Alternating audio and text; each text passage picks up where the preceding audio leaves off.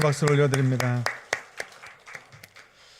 1883년 미국 교계의 한 조선인의 편지가 도착했습니다. 그 내용은 이렇습니다. 우리의 조국에서 수많은 백성들이 아직 참 하나님의 길을 모르고 있으며 이방인으로 살고 있습니다. 만일 여러분이 우리에게 복음을 전하지 않는다면 나는 다른 민족들이 선교사들을 보낼 것이라고 우려하는 바입니다. 비록 나는 별로 영향력이 없는 사람이지만 여러분들이 보내는 선교사들을 돕기 위해 최대한 노력하겠습니다. 이 편지를 보낸 사람은 최초로 세례를 받은 조선인 이수정이었습니다. 그는 민족에게 복음이 전해지기를 갈망하며 미국 교계에 편지를 보낸 것이었습니다. 그리고 이 조선인의 편지에 응답한 한 남자가 있었습니다. 그 이름은 아마 여러분들이 한 번쯤 들어보셨을 언더우드 선교사였습니다. 언더우드 선교사님이 이제 이런 기록이 남아 있습니다. 이수정의 편지를 읽고 나의 마음은 떨리기 시작했고 상당히 흥분됐습니다. 하나님께서 나를 조선에 보내시려고 내게 말씀하시는 건 아닌가 하는 생각이 들었습니다. 20대 중반의 젊은 선교사였던 이 언더우드는 지금부터 140년 전 1885년 미지의 나라 조선에 가장 처음으로 도착한 북장로교 선교사가 되었습니다. 그는 부푼 꿈을 안고 조선에 도착했습니다. 그리고 바로 복음을 이제 전하고 싶었는데 그렇게 할 수가 없었습니다. 왜냐하면 당시에 정부에서는 이 선교사들이 직접 복음을 전하는 것을 허락하지 않았습니다. 그래서 교육과 의료 사역만 할 수 있었습니다. 복음을 전할 수 없게 되자 이 제중원 산하에 있는 의학교에서 이 물리와 화학을 가르치며 학생들을 가르쳤습니다. 그런데 나라에 전염병이 퍼져 있었습니다. 많은 아이들이 부모를 잃고 고아가 되었습니다. 시간이 지날수록 점점 그 숫자가 늘어만 갔습니다. 그런데 어디에도 이 아이들을 보호해 줄 곳이 없었습니다. 그래서 언더우드 선교사님은 1886년에 이 고아들을 위한 고아학교를 설립하셨습니다. 그리고 경신학교와 지금의 연세대학교의 전신인 연희전문학교도 세우셨습니다. 뿐만 아니라 선교사님은 교회를 세우는데도 앞장서셨습니다. 그래서 자신이 살고 있던 그 사택을 하나님 앞에 온전히 드렸습니다. 그곳에서 이 한국 개신교의 어머니 교회라고 할 수 있는 최초의 교회 세문안교회가 탄생하게 되었습니다. 다윗은 하나님을 위한 성전을 짓고자 했습니다. 하지만 하나님께서 허락해 주지 않으셨습니다. 그 대신 그의 아들 솔로몬이 성전을 지을 수 있도록 해주셨습니다. 광야 생활을 마치고 이제 가나안에 정착하여서 살게 되면서 정말로 이제 제대로 된 성전을 건축할 수 있게 되었습니다. 솔로몬은 7년 동안 최고의 자재들을 사용해서 하나님을 위한 성전을 건축했습니다. 오늘 본문 역대하 7장 말씀은 성전 건축을 마치고 낙성식까지 끝낸 후에 있었던 일입니다. 오늘 본문 11절 말씀입니다. 우리 11절 말씀을 같이 한번 읽어보도록 하겠습니다. 같이 읽습니다. 시작. 솔로몬이 여호와의 전과 왕궁 건축을 마치고 그가 이루고자 한 것을 다 형통하게 이루니라. 20년에 걸쳐서 하나님의 성전과 자기의 궁궐을 다 지었습니다. 모든 것이 다 형통하였습니다. 그러니 아마 솔로몬의 마음이 얼마나 기쁘고 또 감사하고 또 하나님 앞에 성전을 지어드렸다고 하는 그 마음에서 얼마나 영광스러운 마음을 느꼈겠습니까? 다윗과 솔로몬 시대 이스라엘은 아마 가장 넓은 영토를 차지하고 있었고 주변 나라들에게 있어서도 강한 나라가 되어 있었습니다. 모든 것이 하나님의 은혜로 이루어졌던 것이죠. 그런데 그 밤에 하나님께서 솔로몬에게 나타나셨습니다. 오늘 본문 12절 말씀인데요. 우리 12절 말씀도 한 번 더 같이 읽어보겠습니다. 같이 읽습니다. 시작.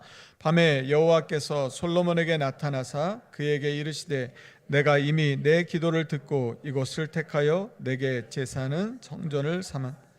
자, 하나님께서 이곳을 택하여 여기서 제사하는 성전을 삼겠다고 말씀하셨습니다. 솔로몬이 성전을 건축한 곳이 어디냐면 역대하 3장 1절 말씀을 보시면 예루살렘 모리아 산이라고 나와 있습니다. 모리아의 뜻은 여호와가 보신다, 여호와가 보셨다라는 뜻입니다. 여러분, 모리아 산은 이 아브라함이 이삭을 하나님께 번제로 드리려고 했던 바로 그 산입니다. 하나님은 그곳에서 아브라함의 중심을 보셨습니다. 아브라함의 믿음을 보셨습니다. 그리고 아브라함을 향해서 내가 이제야 내가 하나님을 경외하는 줄을 아노라 라고 말씀하셨습니다. 성전을 모리아 산에 세우게 하셨던 것, 여러 가지 많은 이유가 있었겠지만 저는 오늘 이 말씀을 보면서 하나님께서 아브라함에게 하셨던 것처럼 하나님께서 모든 것을 보고 계시다고 하는 것을 알게 하시려고 이곳에 세우고자 하셨던 것은 아닐까 하는 생각을 갖게 되었습니다. 성전은 하나님의, 우리의 중심을 보시는 하나님이 계신 곳입니다. 성전은 하나님께 제사를 드리고 기도하는 곳입니다. 성전에 와 예배한다는 것은 우리 중심을 보시는 하나님께 나아가는 일인 것입니다. 본문 15절 말씀처럼 이곳 성전에서 기도하면 하나님께서 눈을 들어 보신다고 말씀하고 있습니다. 우리가 기도하면 우리 그 기도에 하나님께서는 귀를 기울이고 들어주십니다. 하나님은 성전을 택하시고 거룩하게 하시고 그 성전에 세 가지를 두셨습니다. 하나님께서 성전에 두신 첫 번째는 무엇이냐면 하나님의 이름이었습니다. 오늘 본문 16절 말씀인데요, 우리 16절 말씀도 한 번 더 같이 읽어보도록 하겠습니다. 같이 읽겠습니다. 시작. 이는 내가 이미 이 성전을 택하고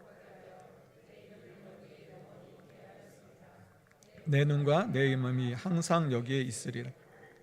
하나님의 이름은 곧 하나님입니다. 성전에 하나님의 이름을 두셨다고 하는 것은 하나님이 거기 계신다는 말씀입니다. 하박국 선지자는 하박국 2장에서 오직 여호와는 성전에 계신다고 말씀했습니다. 그러니까 성전은 무엇이냐면 하나님이 계신 곳이라는 것입니다. 성전에는 하나님의 이름과 함께 하나님께서 두신 두 가지가 더 있었습니다. 이것도 16절 말씀에 나와 있는데요, 두 번째는 무엇이냐면 하나님의 눈입니다. 그리고 세 번째는 하나님의 마음이었습니다. 여러분, 눈은 무엇입니까? 우리 눈으로 볼 수 있는 것, 눈에 보이는 것입니다. 마음은 무엇입니까? 보이지 않는 것이죠. 그러니까 하나님께서는 이 성전에 하나님의 이름을 두시고 하나님의 눈과 하나님의 마음을 두셔서 이곳에서 우리의 모든 것들을 보신다고 말씀하고 있는 것이죠. 여러분, 오늘 우리가 예배하는 바로 이곳에 하나님이 계신 줄로 믿습니다. 하나님 우리의 모든 것을 지켜보시고 우리의 겉모습뿐만 아니라 우리의 마음, 우리의 중심까지 다 알고 계신 분이십니다. 그러므로 하나님이 그랬던 것처럼 우리의 중심에는 하나님을 경외하는 마음을 가지고 우리가 하나님께 나아가야 할 것입니다. 하나님은 오늘 우리가 성전에서 예배하는 우리들을 지금 바라보고 계십니다. 우리의 마음의 중심을 보고 계십니다. 오늘 우리가 하나님을 경외하는 마음으로 예배하고 있는지 그렇지 않은지를 하나님은 지금 보고 계시고 알고 계십니다. 그런데 여기에서 한 걸음 더 나아가서 성경은 성전에 대해서 이렇게 말씀합니다. 고린도전서 3장 16절 말씀인데요, 우리가 이 말씀도 같이 한번 읽어보도록 하겠습니다. 고린도전서 3장 16절 말씀입니다. 같이 읽겠습니다. 시작. 너희는 너희가 하나님의 성전, 그러니까 성전을 백향목이나 대리석, 금으로 만들어진 멋진 곳, 멋진 웅장한 건물이 아니라 하나님의 성령이 함께 계시는 바로 우리들이 하나님의 성전이라고 말씀하고 있습니다. 그러므로 우리는 성전인 우리 안에 하나님이 계시고 하나님께서 우리를 보고 계시며 우리의 중심에는 하나님의 마음을 품고 살아가야 한다는 것을 우리는 기억해야 할 것입니다. 왜냐하면 성전은 하나님이 계신 곳이기 때문입니다. 밤에 솔로몬에게 나타나신 하나님의 그 이야기가 이어집니다. 오늘 본문 13절 말씀인데요, 13절 말씀이 이렇습니다. 혹 내가 하늘을 닫고 비를 내리지 아니하거나 혹 메뚜기들에게 토산을 먹게 하거나 혹 전염병이 내 백성 가운데 유행하게 할 때에, 성전을 다 낙성식을 했습니다. 정말 성대하게 축제가 이루어졌습니다. 온 백성이 기뻐하고 있었고 누구보다 솔로몬이 기뻐하고 있었을 텐데, 그러면 하나님께서 수고했다고 축복의 말씀을 해주실 것 같은데 오늘 말씀의 내용을 보면 그렇지 않은 것 같습니다. 하나님께서 전혀 예상치 못한 말씀을 해주고 계십니다. 이 말씀은 축복의 말씀이 아니라 재앙과 같은 말씀입니다. 여러분, 하나님께서 하늘을 닫고 비를 내려주시지 아니하시면 어떻게 농사를 지을 수 있겠습니까? 우리가 농사를 짓고 아무리 풍년이 왔다고 해도 메뚜기 떼가 그걸 다 먹어버리면 무엇이 남겠습니까? 거기에서 끝이 아닙니다. 먹을거리를 넘어 전염병이 백성들 가운데 유행하게 된다면 일상생활이 다 무너져 버릴 것입니다. 우리는 코로나를 겪으면서 이 전염병이 얼마나 무서운지를 너무나 잘 알고 있습니다. 전염병이 퍼지게 되면 나라는 두려움과 공포와 불안에 휩싸이게 되는 것이죠. 하나님은 그러면서 두 가지를 말씀해 주십니다. 하나는 왜 이런 일이 일어나게 되었는지, 그리고 또 하나는 이런 일이 있게 될 때에 어떻게 해야 하는지에 대해서 하나님이 말씀해 주십니다. 그 말씀이 오늘 본문 14절 말씀입니다. 우리 14절 말씀도 한 번 더 같이 읽어보도록 하겠습니다. 같이 읽습니다. 시작. 내 이름으로 일컫는 내 백성이 그들의 악한 길에서 떠나 스스로 낮추고 죄를 사하고 그들의 땅을 고칠지라. 먼저 하나님께서 이런 재앙을 내릴 수밖에 없는 이유가 있었습니다. 그것은 무엇입니까? 하나님의 이름으로 일컫는 내 백성, 하나님이 택하신 내 백성, 광야 애굽에서부터 광야길을 거쳐서 여기까지 인도하신 그 하나님의 백성이 하나님을 떠나고 하나님의 말씀을 따르지 않고 악한 길로 걸어가며 죄를 범했기 때문이라고 하는 것이죠.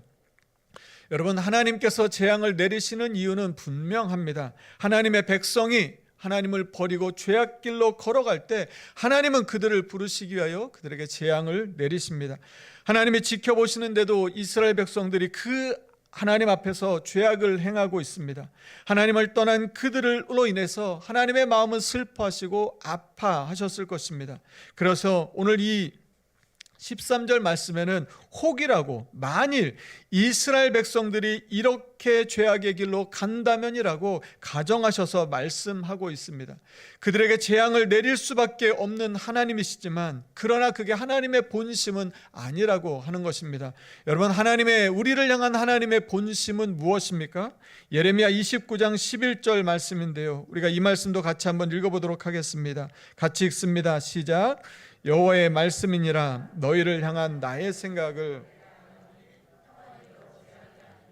너희에게 미래와 희망을 주는 것이니라. 여러분, 우리가 이 말씀을 기억했으면 좋겠습니다. 우리를 향한 하나님의 생각, 우리를 향한 하나님의 마음이 무엇입니까? 재앙이 아니라고 말씀하시는 것이죠. 그게 하나님의 마음이 아닙니다. 우리에게 평안을 주시고 우리의 미래와 희망을 주셔서 우리가 살아나기를, 우리가 잘 살아갈 수 있기를 바라는 게 이게 하나님의 마음이라고 하는 것입니다. 그런데 이 하나님의 마음을 알지 못하고 이 하나님의 생각을 저버리고 하나님을 떠나 죄악의 길로 가면, 만약에 그렇게 한다면 하나님께서 재앙을 내릴 수밖에 없다고 말씀하고 계신 것이죠. 여러분, 그렇게 말씀하셨음에도 불구하고 하나님은 또다시 그 가운데서도 살 길을 보여주십니다. 그것이 오늘 우리가 같이 읽었었던 이 14절 말씀에 나와 있습니다. 살 길은 무엇이냐면 악한 길에서 떠나는 것입니다. 그리고 스스로 겸손히 낮아지는 것이고, 그리고 하나님 앞에 하나님의 은혜를 구하며 기도하는 것이고, 다른 것이 아니라 하나님을 찾는 것입니다. 그때 하나님께서 그 기도를 들으시고 죄를 용서해 주시고 황폐한 땅을 고쳐주시고 회복시켜 주시겠다고 하나님 약속해 주고 계십니다. 무엇입니까? 하나님의 은혜인 것이죠. 우리는 늘 죄를 짓고 늘 하나님을 떠나려고 하는데 하나님께서는 계속해서 하나님의 마음을 보여주시고 다시 하나님 앞에 돌아오도록, 그래서 다시 하나님께서 회복하시는 그 은혜 가운데 살도록 계속해서 말씀해주고 계신 것이죠.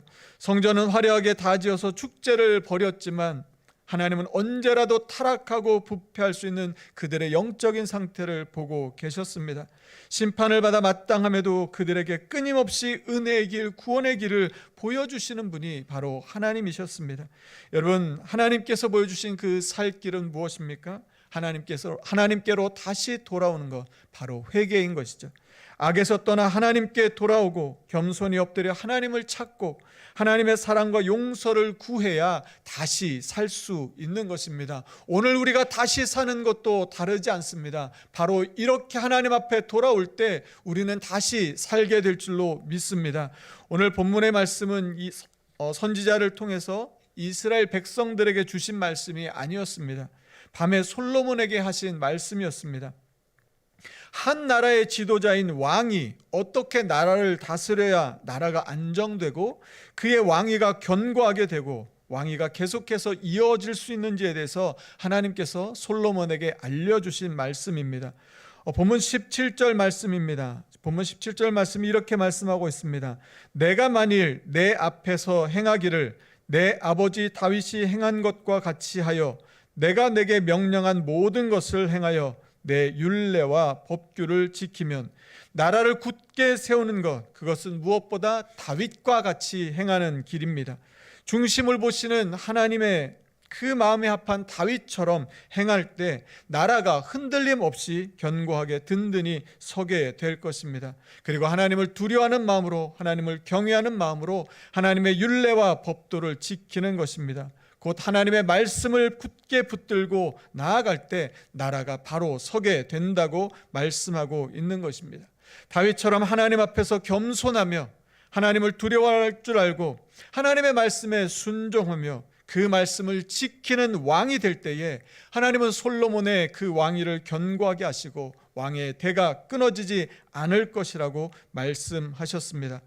그러나 하나님의 말씀을 듣지 않는다면, 만약에 이 하나님의 말씀을 듣지 않는다면, 계속해서 죄악의 길을 가게 된다면 어떻게 되는지에 대해서 하나님께서 19절과 20절 말씀을 통해 이렇게 말씀합니다. 19절 말씀은 제가 읽어드리고 20절 말씀은 같이 읽도록 하겠습니다. 19절 말씀 제가 읽어드리겠습니다. 그러나 너희가 만일 돌아서서 내가 너희 앞에 둔 내 율례와 명령을 버리고 가서 다른 신들을 섬겨 그들을 경배하면 내가 너희에게 준 땅에서 그 뿌리를 뽑아내고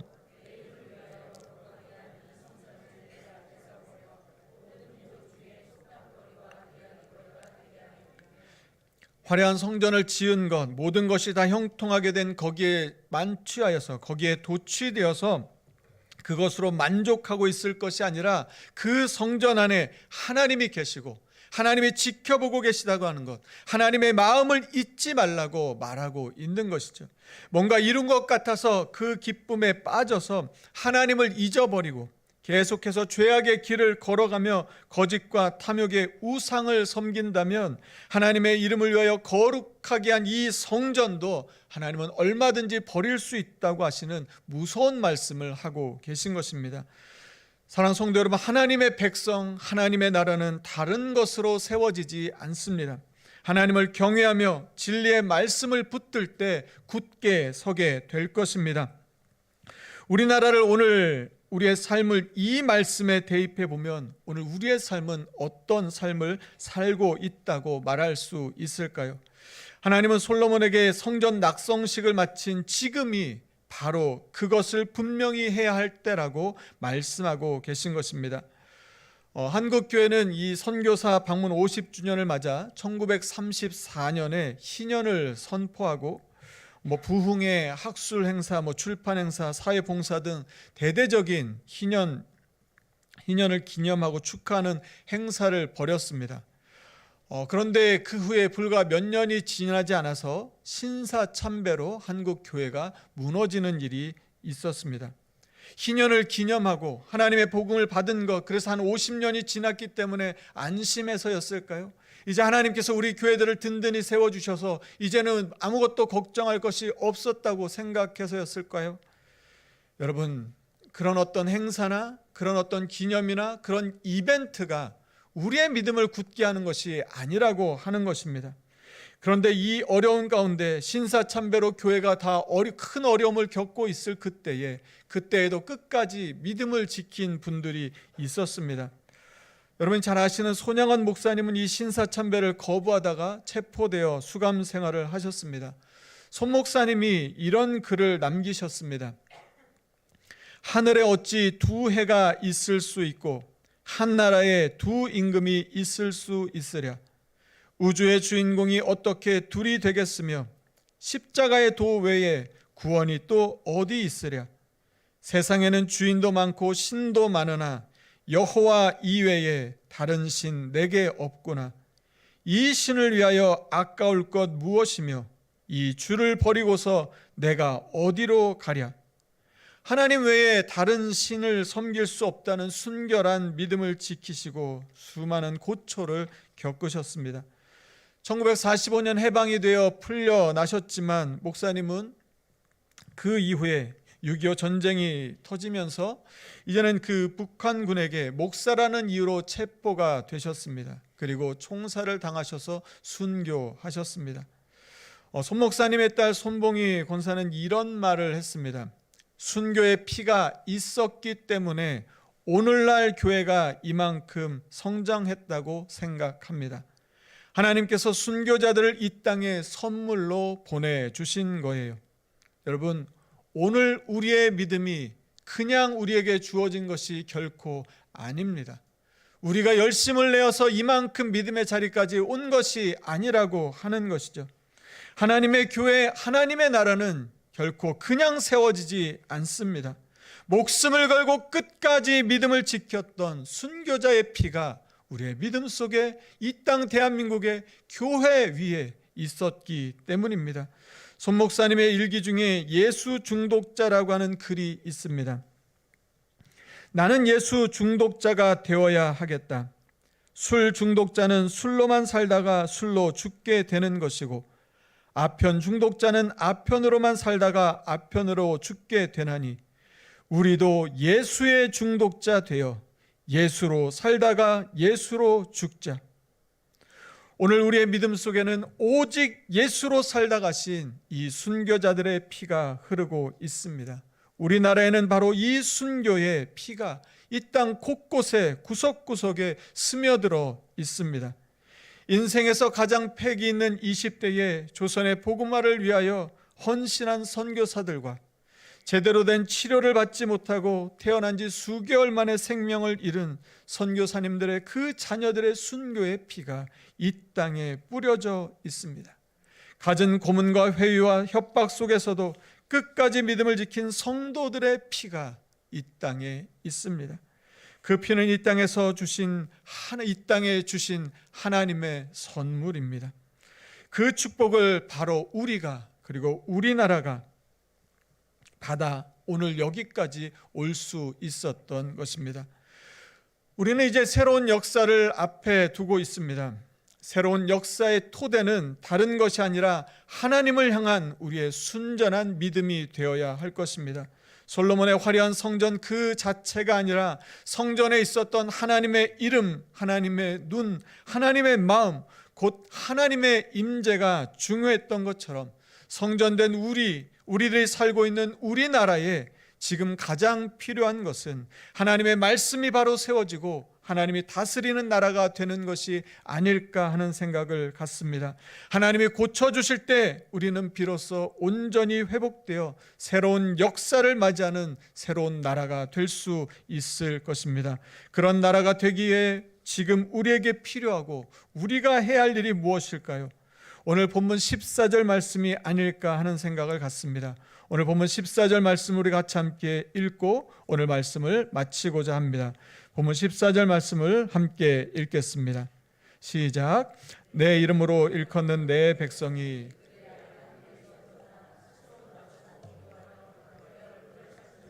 내가 하늘에서 듣고 그들의 죄를 사하고 그들의 땅을 고칠지라. 아멘. 함께 찬양하겠습니다. 나의 백성이 다 겸비하여 내게 기도하며 나의 얼굴을 구하여서 그 악한 길 떠나면 하늘에서 듣고 죄를 사하며 그들의 땅을 고치리라. 무릎 꿇고 다 겸비하여 주께 기도하리. 주의 얼굴을 구하여서 그 악한 길 떠나리. 주님의 자비로 죄를 사하며 주님의 자비로 임하소서. 아버지여 고쳐주소서. 이 나라 주의 것 되게 하소서. 주 하나님 간절히 기도하오니 상한 이 땅 새롭게 하소서. 하나님이 다스리는 하나님의 나라, 하나님께서 택하여 세우신 하나님의 지도자가 이 나라를 다스리는 그런 나라 되게 하여 주시옵소서라고 우리 그렇게 기도하는 마음으로 다 함께 자리에서 일어나셔서 결단의 찬양으로 찬양하며 나아가겠습니다. 나의 백성이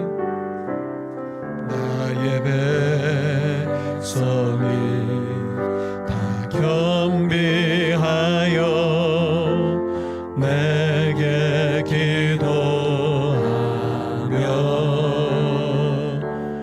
나의 얼굴을 구하여서 그 악한 길 떠나며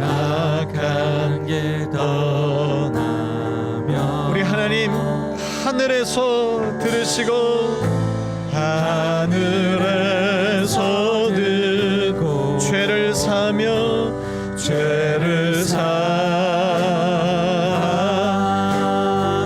그들의 땅을 고치리라. 그들의 땅을 주님 이 땅을 고쳐주시옵소서.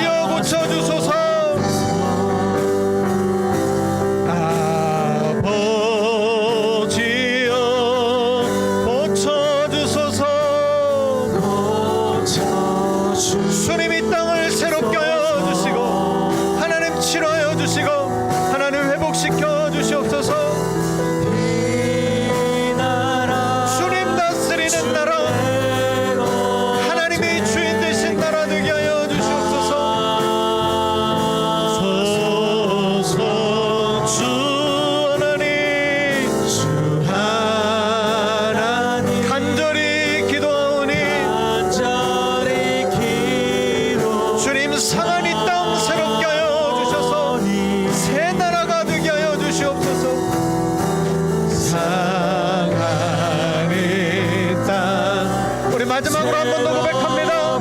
전심으로 고백합니다. 아버지여 고쳐주소서. 아버지여 고쳐주소서. 주님 이 땅 하나님 앞에 엎드려 기도합니다. 하나님 도와주시옵소서. 하나님 은혜를 내려주시옵소서. 다시 살게 하여 주시옵소서. 다시 하나님의 영광을 나타내는 나라 되게 하여 주시옵소서.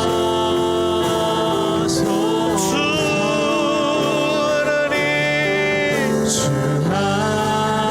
하나님 간절히 기도하오니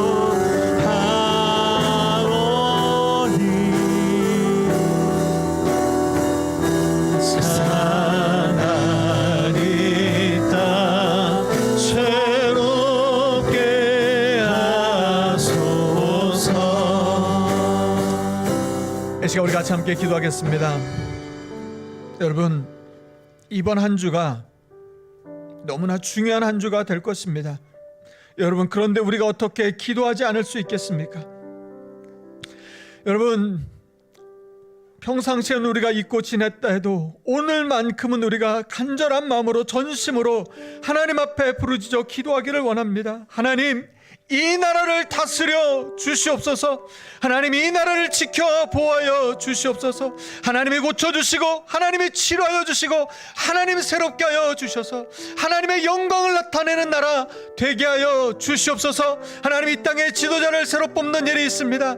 하나님이 역사하여 주셔서 하나님의 마음에 합한 다윗과 같은 지도자가 세워지게 하여 주시고 백성의 마음을 알게 하여 주시고 하나님을 두려워하고 백성을 두려워하는 그런 지도자가 세워지게 하여 주시옵소서. 하나님, 우리는 우리의 삶을 돌아보게 하여 주시고 우리가 여전히 죄악 가운데 있지는 않은지 하나님, 우리의 삶을 돌아보고 하나님께 돌아가게 하여 주셔서 하나님 엎드려 기도하게 하여 주시고 하나님의 얼굴을 찾게 하여 주시고 하나님의 은혜로 우리의 삶도 회복되고 이 나라도 회복되는 은혜가 하나님 있게 하여 주시옵소서라고 이 시간 우리 주신 말씀 기억하며 간절한 마음으로 합심하여 같이 함께 기도하겠습니다. 하나님 감사합니다. 하나님 아버지, 잡으러 주는 하나님 은혜를 보여주시고 하나님 이 땅 대한민국을 기억하여 주옵소서. 하나님 은혜를 넣어 주시고 하나님 고쳐주시고 하나님 우리를 치료하여 주시고 하나님 회복시켜 주시옵소서. 하나님, 이 땅 대한민국 하나님 손에 있습니다. 하나님의 손에 있습니다. 하나님이 붙들어 주시고 하나님이 다스리는 나라, 하나님의 말씀이 굳게 세워지는 나라, 다윗처럼 하나님의 마음에 합한 사람, 하나님을 경외하고 백성을 두려워하는 사람, 하나님 그 사람이 이 나라의 지도자들, 성령 하나님 은혜를 더하여 주시옵소서. 하나님이 고통과 어려움으로부터 하나님 우리가 새롭게 되게 하여 주시옵소서. 하나님, 오늘 우리의 믿음이 하나님 우리가 거저 얻은 믿음이 아니라 내가 열심을 내서 얻은 믿음이 아니라 하나님 수많은 순교자들의 피가 이 땅에 있었음을 기억, 하나님 그 은혜를 기억하며 나아가게 하여 주시고 하나님으로부터 멀리 떨어져 있었다면 다시 주님 앞에 돌아오게 하여 주시고 하나님 우리의 삶이 새로워지게 하여 주시고 하나님 우리의 믿음이 새로워지게 하여 주시고 하나님 우리가 주님을 온전히 믿는 우리의 삶이 다 되게 하여 주시고 성령 하나님 은혜로 함께 하여 주시옵소서. 이 한 주간 우리를 붙들어 주시옵소서. 하나님이 다스리시고 하나님이 역사하시고 하나님이 통치하시는 나라 되게 하여 주시고 하나님의 영광이 나타나는 복된 나라 되게 하여 주시옵소서. 주님 붙들어 주시옵소서. 주님 은혜를 더하여 주시옵소서. 하나님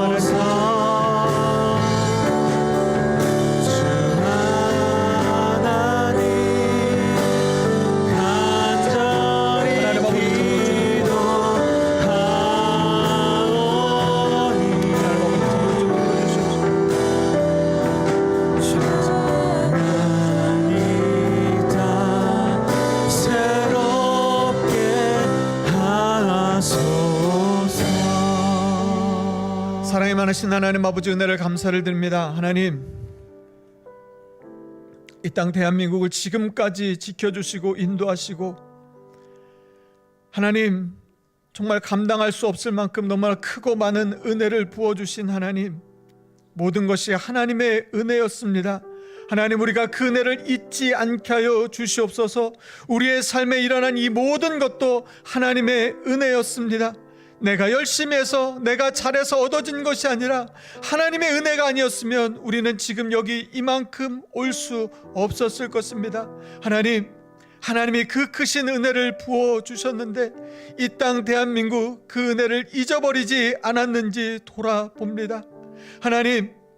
하나님께서 하늘을 막고 비를 내려주시지 않고 있는 것은 아닌지, 열심히 수고했지만 메뚜기 떼들로 인하여 아무것도 얻는 것이 없는 우리의 삶이 된 것은 아닌지, 전염병으로 인하여 고통하고 아파하고 있는 것이 오늘 우리의 현실은 아닌지 돌아봅니다. 하나님, 먼저는 이 땅에 다윗과 같이 하나님의 마음에 합한 하나님의 사람을 세워주셔서 하나님을 경외하고 백성을 두려워하는 그런 지도자가 나라를 다스릴 수 있도록 하나님 은혜를 베풀어 주시옵소서. 하나님, 우리의 삶을 기억하여 주셔서 하나님, 우리가 하나님으로부터 멀리 떨어져 있었다면 하나님, 우리의 삶에 있는 우리의 믿음 가운데 흐르는 이 땅 가운데 흐르는 순교의 피를 잊어버리고 내 열심으로 내 믿음으로 여기까지 온 줄 착각하고 있었다면 하나님, 다시 깨닫게 하여 주셔서 하나님께 돌아가게 하여 주시고 하나님 앞에 엎드리게 하여 주시고 하나님의 얼굴을 찾고 하나님의 은혜와 긍휼을 구하는 우리 삶이 되게 하여 주시옵소서. 이 한 주간 하나님, 우리나라 가운데 새 일을 행하실 주님을 찬양합니다. 우리의 삶을 새롭게 하실 주님을 찬양합니다. 하나님, 이 한 주간 성령과 은혜로 동행하여 주셔서 하나님의 은혜로 하나님 우리의 삶에 기쁨과 감사와 은혜와 승리가 넘치는 복된 삶이 되게 하여 주시옵소서. 감사드리며 예수님 이름으로 기도드립니다. 아멘. 이제는 우리 주 예수 그리스도의 은혜와 하나님의 사랑과 성령의 교통하심이 이 땅 대한민국의 새로운 지도자를 뽑는 너무나 중요한 일을 앞두고 하나님의 마음에 합한 다윗과 같이 하나님을 경외하고 백성을 두려워하고 하나님의 말씀에 순종할 수 있는 그런 지도자가 세워지기를 간절히 바라며, 또한 우리의 삶을 돌아보고 하나님으로부터 멀리 떨어져 있지는 않은지, 하나님의 은혜를 잊어버리고 죄악 가운데 살고 있지 않은지 돌아보며 다시 하나님 앞에 돌아가 겸손히 엎드려 하나님의 얼굴과 은혜를 구하며 새로운 하나님의 일들을, 새로운 삶을 살기를 다짐하는 오늘 예배하는 우리 모든 성도들 위해, 그들의 가정과 일터 위에, 그리고 이 땅 대한민국 위에 이제부터 영원까지 함께 하시기를 간절히 축원하옵나이다. 아멘.